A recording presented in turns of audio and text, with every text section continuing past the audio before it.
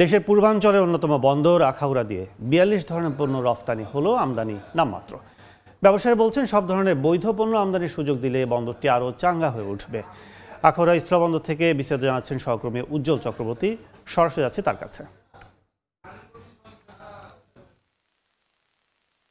আমি এই মুহূর্তে আছি দেশের উত্তর পূর্বাঞ্চলের অন্যতম বৃহত্তর রপ্তানিমুখী স্থলবন্দর আখাউড়া স্থলবন্দরে। এই স্থলবন্দরটি 1994 সালে পোর্ট অফ কল হিসেবে যাত্রা শুরু করে পরবর্তী সময় 2010 সালে এটি পূর্ণাঙ্গ স্থলবন্দর হিসেবে আত্মপ্রকাশ করে। এরপর থেকে কিন্তু এই স্থলবন্দর দিয়ে বাংলাদেশ থেকে রড, সিমেন্ট, শুটকি, হিমায়িত মাছ সহ 42 ধরনের পণ্য রপ্তানি হয়ে আসছে। কিন্তু পক্ষান্তরে আমদানির পরিমাণ খুবই কম বলা যায়।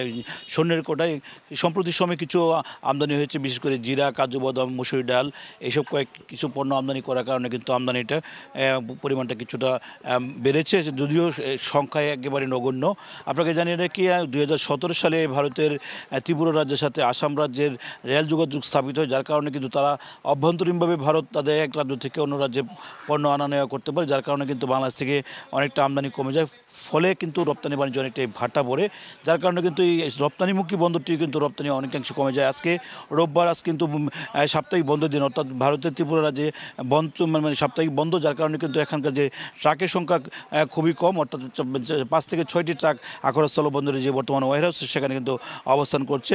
হিমায়িত মাছ ট্রাক কিন্তু আমরা এখনও পর্যন্ত লক্ষ্য করিনি, যদিও এখানে তুলা বিভিন্ন সব পণ্যগুলো আছে, সিমেন্ট, তাজা মাছ, শুটকি, পাথর, বর্জ্য তোলা, mango food drinks, plastic, furniture, melamine সামগ্রী, PVC pipe, PVC door, threading machine, ডিফোর্ট বার, এইসব পণ্য কিন্তু এই স্থলবন্দর যে মূলত রপ্তানি হয়ে থাকে। আপনাকে যদি 2023-24 অর্থ বছরের একটা পরিসংখ্যান আপনাকে জানিয়ে রাখি, সেটা হচ্ছে 2023-24 অর্থ বছরে ব্রাহ্মণবাড়িয়া আখাউড়া স্থলবন্দর দিয়ে 54,44,042 মেট্রিক টন পরিমাণ পণ্য রপ্তানি হয়েছে, যার রপ্তানি মূল্য হচ্ছে 427,72,430 টাকা। তেমনিভাবে 2024-25 অর্থ বছরে কিন্তু এই স্থলবন্দর দিয়ে, অর্থাৎ ফেব্রুয়ারি মাস পর্যন্ত এখন পর্যন্ত যে পরিমাণ পণ্য রপ্তানি হয়েছে তার পরিমাণ হচ্ছে 30,678 মেট্রিক টন, যার রপ্তানি মূল্য হচ্ছে 367,57,59,179 টাকা। সব মিলিয়ে কিন্তু বর্তমান যে বন্দরে যে কার্যক্রম সেটি কিন্তু চলমান আছে। অর্থাৎ আরেকটু বিষয় যদি আপনাকে জানিয়ে রাখি, বিশেষ করে যাত্রী পারাবার, সেটা কিন্তু বর্তমান ভিসা প্রক্রিয়া বন্ধ থাকার কারণে কিন্তু বাংলাদেশ থেকে যাত্রী পারাবার যেমন কমেছে, তেমনিভাবে কমেছে রাজস্ব আদায়ের হারও। সব মিলিয়ে এই ছিল আমার কাছে আখাউড়া স্থলবন্দর থেকে আমদানি রপ্তানি কার্যক্রম সহ সর্বশেষ তথ্য। আমদানি রপ্তানি কার্যক্রমের সবশেষ অবস্থা জানতে এতক্ষণ ছিলাম আখাউড়া স্থলবন্দরে।